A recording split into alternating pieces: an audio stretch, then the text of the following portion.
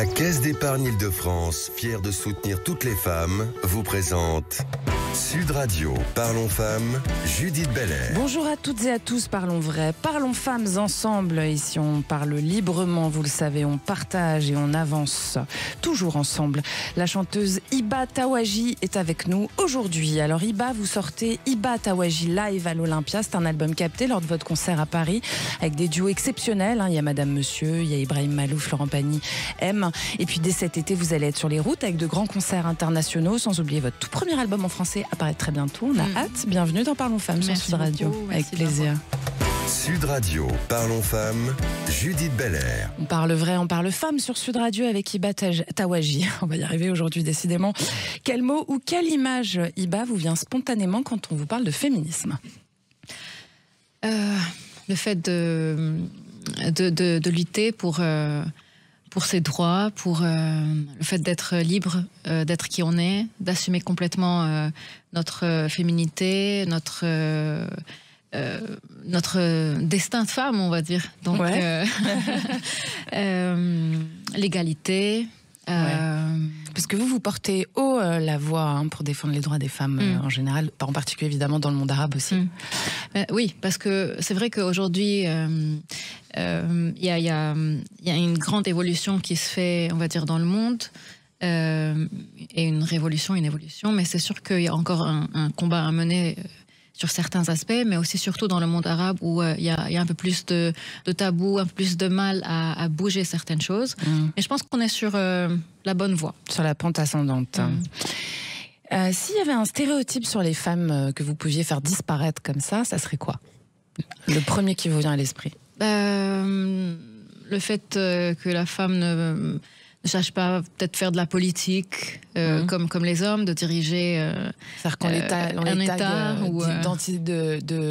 d'hystérique, etc., dès que les femmes sont dans le pouvoir, quoi. Aussi, c'est ça. Surtout. Donc, en ce cas, ce que vous voudriez, c'est voir une femme présidente, par exemple. Oui, je pense que avoir une femme présidente, mais aussi maman présidente, je pense que ça pourrait atténuer pas mal de conflits, parce que en étant maman, on sait que notre principal but et volonté, c'est de protéger nos enfants et donc, du coup les enfants du monde. Donc quand on est dans cette énergie-là, on pense à l'humanité, on pense à un pays qui puisse protéger les citoyens, qui donne une chance à tout le monde. Donc ce que vous dites, c'est que s'il y avait plus de femmes de haut pouvoir, il y aurait moins de guerre, quoi. Je pense, oui. Ouais. C'est vrai qu'il y en a pas mal en ce moment. Peut-être. Est-il temps? Je crois que c'est le cas en Nouvelle-Zélande. Je crois qu'il y a eu une femme au gouvernement. Et donc il y a quelques pays qui sont très évolués comme ça. Mais il n'y en a pas beaucoup, quoi. Pas beaucoup. Ouais. Qu'est-ce qui a changé la donne selon vous dans le droit des femmes? Alors là, on va plutôt parler de la France. Qu'est-ce qui fait qu'aujourd'hui, il y a une vraie liberté quand même, à votre avis?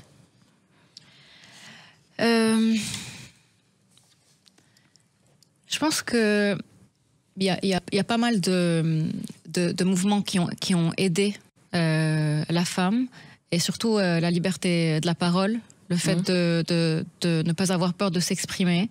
De parler haut et fort, d'être entendue, d'être comprise. C'est surtout ça. Après, je pense que tout commence par une seule personne, par des individus qui ont le courage peut-être de porter haut et fort ce message, et ensuite beaucoup de personnes peuvent suivre. Donc c'est la goutte d'eau qui fait l'océan, quoi. Oui, c'est ça que vous voulez dire. Bien sûr. Est-ce qu'il y a quelque chose qui vous agace dans le féminisme qu'on connaît aujourd'hui ou pas? Peut-être certains clichés, mais surtout, je suis pas avec l'extrémisme dans tous les sujets. Donc le néo-féminisme, on va dire, par exemple. Voilà. Ça ne vous représente pas, quoi. Moi, je pense que être féministe, c'est pas être dans un combat contre les hommes, mais c'est vraiment être ensemble en train de mener ce combat. Et je pense aussi que être féministe ne devrait pas aussi être dans un cliché où on se dit ça manque de féminité, où on essaye de prendre la place de l'homme. On ne sait pas de prendre la place, ni de faire un combat, ni de faire une guerre. Je pense que c'est juste une lutte pour être complètement libre, pour assumer qui on est. Et pour on peut être féministe et féminine, quoi. Ouais. Ouais. Moi, je suis aussi avec le fait de préserver aussi cette féminité qui peut nous démarquer. Et qui est aussi un atout finalement. Oui, bien sûr, surtout. Quand vous disiez que s'il y avait plus de femmes au pouvoir, il y aurait plus de paix, c'est aussi parce que, comme vous dites vous-même, on porte les enfants, on a cette capacité, cette sensibilité peut-être qui change la donne. Et ça, il faut le préserver, il faut le cultiver. C'est ça que vous dites. Je pense, oui. Je suis un peu plus dans cette... Vous avez tout à fait raison, on est d'accord avec vous d'en parler ensemble. Super. Allez, on parle femme ici, vous le savez, on parle de vous. On parle vrai sur Sud Radio. Simone de Beauvoir, elle nous disait, on ne naît pas femme, on le devient. Est-ce que vous avez un moment, vous, où vous avez compris, ou décidé, ou accepté que vous étiez femme? J'ai pas un souvenir précis, pour tout vous dire. C'est vraiment, je pense, une évolution personnelle à l'intérieur de nous, mais aussi dans les yeux des autres. C'est surtout ça. Moi, j'ai pas un moment où je me suis sentie plus femme. Mais c'est vrai que la puberté, tous les changements qu'on peut ressentir physiquement, biologiquement et tout ça, ça peut aussi... on est obligé de les assumer, voilà, les assumer et se dire que oui, c'est notre point fort, le fait, c'est ce qui fait qu'on est qui on est. Bien sûr. Allez, Iba, on va se faire plaisir, on va vous écouter un peu. Je n'ai besoin de rien, rien pour savoir d'où je viens. Je n'ai besoin de rien pour savoir d'où je viens. Je n'ai besoin de rien pour savoir d'où je viens. Je n'ai besoin de rien. Puis un jour j'ai rencontré un vieux chêne qui m'a raconté son histoire de très loin. Depuis ce jour, les cèdres en moi parlent français. Et plus rien n'est pareil. On va tous enfin s'essoyer. Je m'emplis d'une joie intense. La lune de l'Orient immense. Savoir aimer sans rien attendre en retour, ni égard ni grand amour, pas même l'espoir d'être aimé. Mais savoir donner, donner sans reprendre, ne rien faire qu'apprendre, apprendre à aimer.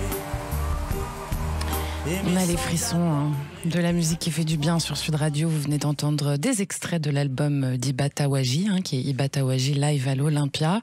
Alors le premier morceau, c'est le featuring que vous avez fait avec Madame Monsieur. Le deuxième, c'est un featuring avec Icar et puis Ibrahim Malouf. Et puis Savoir aimer, évidemment, avec Florent Pagny. Des très beaux choix. Ce qu'on a envie de savoir, c'est comment est-ce que les duos sont nés et pourquoi ces chansons-là? C'est surtout des choix de cœur. Ce sont des artistes avec qui j'ai déjà collaboré. Les Cèdres et Pour savoir d'où je viens, ce sont deux titres qui sont déjà sortis dans les albums respectifs des artistes Madame Monsieur et Icar. Ensuite, Ibrahim. Bon, Ibrahim, c'est aussi mon partenaire de vie. Oui, c'est-à-dire que vous êtes autant ensemble sur scène, en fait, que dans la vie de tous les jours, quoi. Plus dans la vie de tous les jours. Ouais. Mais finalement, on a l'impression qu'il y a peu de barrières entre votre moment créatif et votre moment de couple, en fait. Le fait de travailler dans la musique, c'est pas comme un job où voilà, c'est de 9h à 17h, c'est pas ça. C'est vraiment c'est toute la journée. On vit de ça. On vit notre passion, de notre rêve, et donc c'est dans notre quotidien. Donc oui, on le vit ensemble, ce rêve. Après, alors forcément, passer plus d'heures à vous occuper de votre famille que d'écrire des chansons. Oui, surtout. Mais quand on monte sur scène, c'est vraiment un choix très sélectif, on va dire, parce que on voudrait pas que ça soit vraiment une habitude ou quelque chose. Ça voudrait pas que ça devienne commun, quoi. Voilà, c'est ça. Ouais, c'est vraiment. On voudrait préserver cette magie-là de se retrouver sur scène. Ensuite, Florent Pagny, c'est un énorme cadeau qu'il nous a fait d'être venu pour cette chanson. Elle transcende toutes les générations, les cœurs. Un tube incroyable. Puis ça doit être incroyable à chanter aussi, on imagine. Oui. un moment très touchant aussi parce que Florent Pagny il avait annoncé qu'il allait pas monter sur scène avant un moment et donc le fait qu'il ait accepté de monter sur scène pour mon Olympia, c'était un cadeau énorme, un honneur de l'avoir avec nous. Et je l'avais aussi rencontré sur The Voice France parce que quand j'avais participé en 2015, il faisait partie du jury et je me suis dit qu'un jour il fallait qu'on partage la scène. Voilà.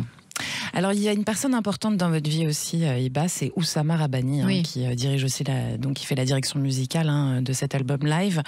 C'est un peu lui qui vous a aidé à être propulsé sur la scène, parce que vous avez été révélé au Liban, et c'est votre collaboration de longue date, vraiment, qui a changé les choses, finalement. Oui, depuis 2007-2008, on collabore ensemble. C'est la personne qui a cru en moi en premier, qui m'a poussé, qui m'a soutenu.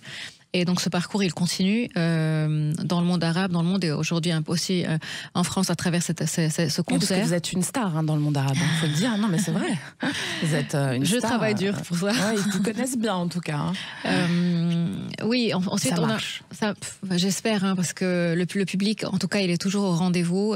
Il ne fait que grandir et grandir à travers toutes ces années, mais aussi il dépasse les horizons, les frontières.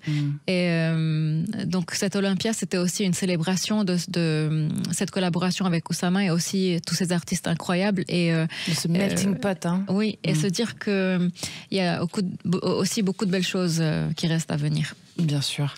Et alors, c'est un album qui fait dialoguer les identités, évidemment, le Liban, la France, et puis aussi l'intime, et puis ce qui vous touche, quoi. Presque le politique, j'ai envie de dire. Il y a les sujets qui vous portent, quoi. Oui, c'est un concert qui est un condensé d'émotions, de choix artistiques, d'identité artistique, vraiment un mélange de tout ça qui représente un peu qui je suis artistiquement et ce que j'ai envie de faire. C'est vraiment ce mélange de toutes ces cultures, de ces genres artistiques, de ces sujets que j'ai envie de porter, qui font que cet Olympia existe tel qu'il est et que cet album, j'avais envie d'immortaliser ce concert à travers cet album et de me dire aussi que c'est aussi un début pour le prochain album que je vais sortir en français en France. On a hâte d'entendre ça. Il y a aussi la puissance des cuivres, par exemple, d'Ibrahim sur les cèdres, et puis l'émotion du savoir-aimer avec Florent Pagny. L'idée, c'est vraiment tout ce que vous êtes, vous, quoi. C'est fort en symbole, quoi. Oui, je voulais mélanger tout ça dans un seul concert, sachant aussi qu'il y avait beaucoup de membres de ma famille présents ce jour-là, des personnes qui m'ont accompagnée dès le premier jour. Des proches, mon équipe et le public qui était au rendez-vous. Un moment exceptionnel, oui. On adore. Ici, on parle femmes, vous l'aurez compris. Puis on baisse pas le ton. En l'occurrence, on chante aujourd'hui avec Hiba Tawaji. On parle vrai sur Sud Radio et c'est Parlons femmes, vous le savez. Restez avec nous. La Caisse d'épargne Île-de-France, fière de soutenir toutes les femmes, vous présente Sud Radio. Parlons femmes, Judith Belair. Parlons femmes sur Sud Radio, c'est l'émission qui réinvente le féminisme afin que femmes et hommes se rassemblent. Et oui, pour l'égalité des droits. C'est pas la peine de faire la guerre, c'est ça que vous dites, Hiba. Vous écoutez aujourd'hui la chanteuse Hiba Tawaji et son tout dernier album Hiba Tawaji live à l'Olympia. C'est à ne pas manquer, puis c'est à télécharger sur les plateformes légales, évidemment. Alors, Hiba Tawaji, au-delà de votre voix, c'est aussi votre engagement qui marque. On va en reparler un petit peu parce que vous avez beaucoup pris la parole pour défendre les droits des femmes dans le monde arabe. Alors même si effectivement ça évolue, c'est encore pas simple, on le sait. Notamment, on pense à nos sœurs afghanes ou à nos sœurs iraniennes ou à nombre de femmes qui souffrent encore aujourd'hui. Qu'est-ce qu'il faudrait faire? On se pose tous la question. Alors vous avez peut-être pas la réponse, mais qu'est-ce qu'il faudrait faire pour que on arrête d'invisibiliser les femmes de cette manière? En Afghanistan, c'est absolument terrible ce qu'elles vivent. Ils ont par exemple muré les fenêtres des cuisines pour qu'on les voit pas faire à manger. Elles n'ont pas le droit de se parler dans la rue. Bon, ça c'est un peu désespérant, quoi. Je pense qu'il faudrait, en tant que femme, qu'on soit soudées, que les personnes qui ont des plateformes ou bien qui ont une voix et la possibilité de parler à voix haute, de faire passer ce message, d'être soudées aussi, complètement soudées dans ce combat. Toutes les femmes. Toutes les femmes, oui. Et je pense aussi notamment au concert que j'ai fait en Arabie Saoudite en 2017, où j'étais la première chanteuse femme à me produire sur scène publiquement. C'était une première C'était un moment vraiment historique. Et je me souviens encore des visages de toutes ces femmes qui étaient présentes ce jour-là pour ce concert, qui marquaient ce changement, cette victoire, on va dire, et cette ouverture, oui, pour le reste des choses qui ont pu aussi évoluer dans le bon sens. Donc, le fait aussi d'utiliser la musique, l'art en général, pour en parler et être engagé aussi. Par rapport à ça, je pense que nous, en tant qu'artistes et femmes artistes, on a vraiment, on peut vraiment faire changer les choses. Donc l'art, pour vous, c'est aussi vraiment une forme de résistance, quoi. Oui, surtout de libération, de résistance, d'expression, d'unité, d'empathie aussi, beaucoup. Oui, je pense que les personnes qui apprécient l'art et qui sont dans le domaine artistique devraient avoir cette empathie. Alors d'aucuns vous diraient que les artistes sont pas là pour ça et qu'ils sont là pour nous divertir, et d'autres vous disent que non, on doit être engagé. Mais je pense que ça peut être complémentaire. On peut faire les deux. On peut faire les deux. C'est pas forcément choisir un clan. On peut vraiment assumer complètement les deux clans. Bien sûr. Moi, je suis d'accord avec ça. À travers votre voix, vos textes, vos choix musicaux, vous vous inspirez beaucoup de jeunes femmes aussi, hein, ça vous le savez. Est-ce que c'est une responsabilité pour vous que vous avez envie de porter consciemment? Est-ce que vous êtes contente d'être ce rôle modèle? Oui, c'est une responsabilité, mais après je le vis très, très naturellement. C'est-à-dire que moi, j'essaye d'être très authentique, la plus naturelle possible.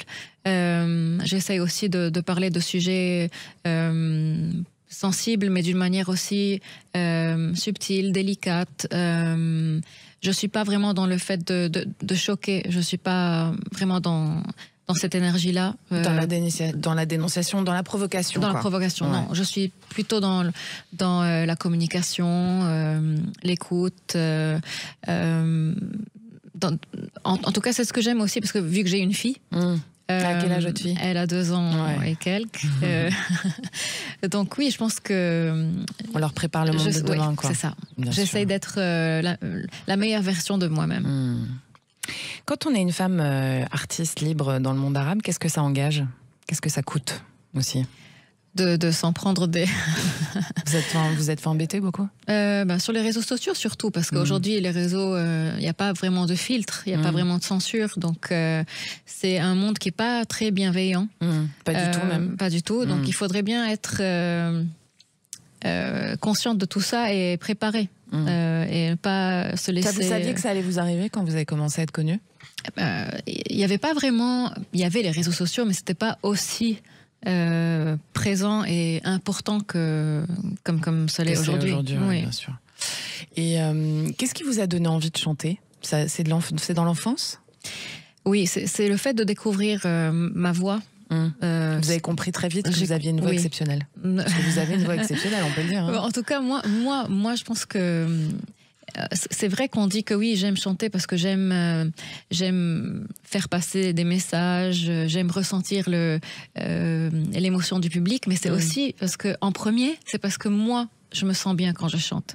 Je vais pas... Ça vous fait vibrer à l'intérieur, du coup ça marche. Au début, c'est ça. C'est un sentiment de satisfaction personnelle qui fait qu'on a envie de chanter et ensuite de créer ce lien avec le public. Et du coup, vous avez fait comment? Vous avez pris des cours ou pas du tout? Comment Si, j'ai quand même pris quelques cours. Je chantais beaucoup déjà à la maison. On est très mélomane à la maison et donc j'ai décidé de prendre des cours. J'avais, je pense, 10-11 ans. Je commençais à prendre des cours de solfège, de vocalise, de chant, un peu. J'étais avec la chorale, je fais un peu de piano. Et jusqu'à aujourd'hui, je suis accompagnée par un coach vocal qui m'accompagne encore aujourd'hui. C'est bien, on est toujours apprenti. Hein. Est-ce qu'il y a des forces féminines qui vous ont particulièrement influencé sur votre route? Oui, évidemment. Par exemple, il y en a beaucoup. Moi, je pense vraiment, par exemple, il y a vraiment des comédiennes, des chanteuses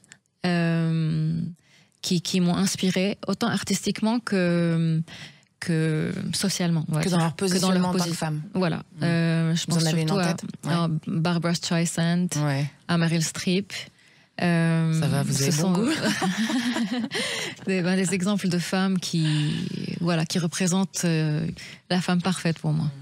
Alors, je dis que vous avez une voix exceptionnelle, c'est vraiment le cas. On va vous réécouter un tout petit peu tout de suite pour que les auditeurs comprennent. Hein.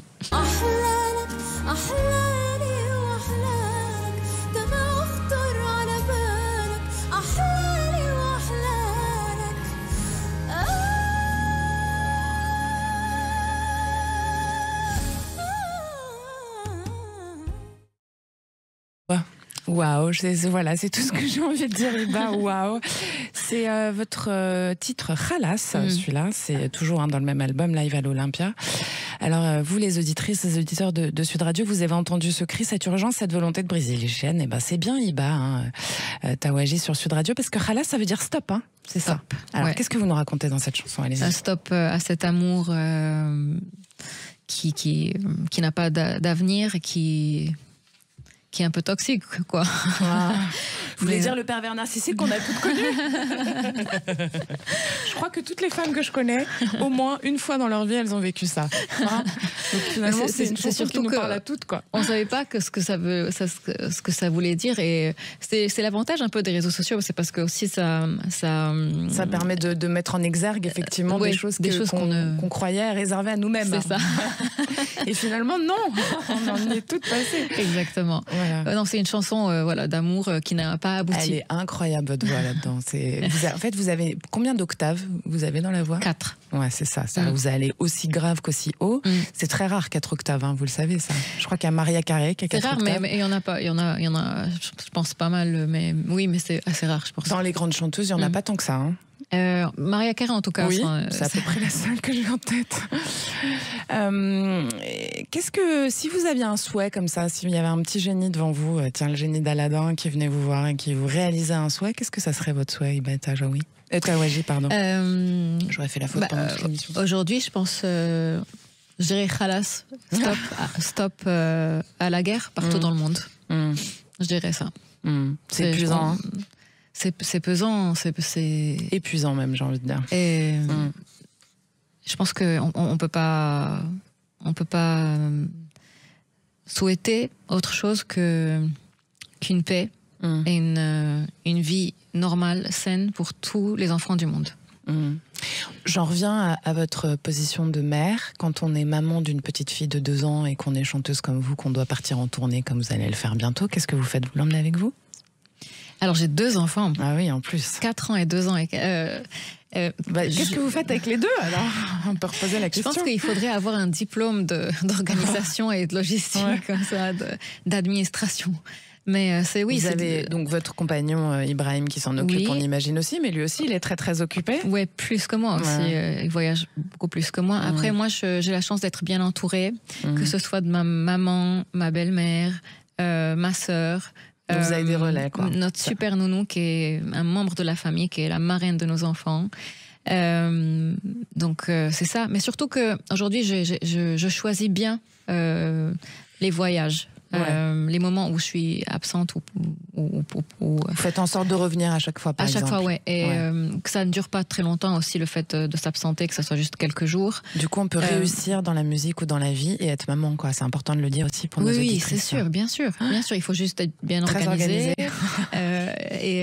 Voilà, se dire que être maman, ça ne nous empêche pas, c'est une motivation qui nous pousse à aller encore plus loin et donc de montrer l'exemple. Est-ce que vous auriez un petit mot à transmettre comme ça à nos auditrices, aux jeunes qui ont envie de faire comme vous par exemple, ou à des femmes qui savent pas forcément toujours comment incarner leur chemin? Je dirais ne pas arrêter de croire en ses rêves, de voir loin, d'assumer qui on est, ne pas essayer de faire comme les autres, de ressembler aux autres, mais plutôt de nourrir nos différences qui font qu'on peut se démarquer dans la société, de ne pas avoir peur d'assumer nos origines, nos racines, avoir de la reconnaissance aussi pour ça, de ne pas oublier d'où on vient, qui on est. et d'être libre, complètement libre, et de s'exprimer aussi naturellement et authentiquement possible. Merci beaucoup, Hiba. Merci. Merci. Je vous rappelle à toutes et à tous l'excellent album Hiba Tawaji Live à l'Olympia que je vous recommande, qui est disponible évidemment chez tous les bons disquaires, si ça se dit encore comme ça. Et puis bientôt votre album français aussi, on attend ça, c'est la rentrée, c'est ça? C'est ça, bon. J'espère. Merci à Julien qui réalise pour vous aujourd'hui. Nous on a rendez-vous demain pour cet excellent, vous le savez, à 19h, et puis la semaine prochaine c'est le dernier Parlons Femmes de la saison, samedi 13h30. Bisous bisous. Sud Radio, Parlons Femmes, Judith Belair, avec la Caisse d'épargne Île-de-France, fière de soutenir toutes les femmes.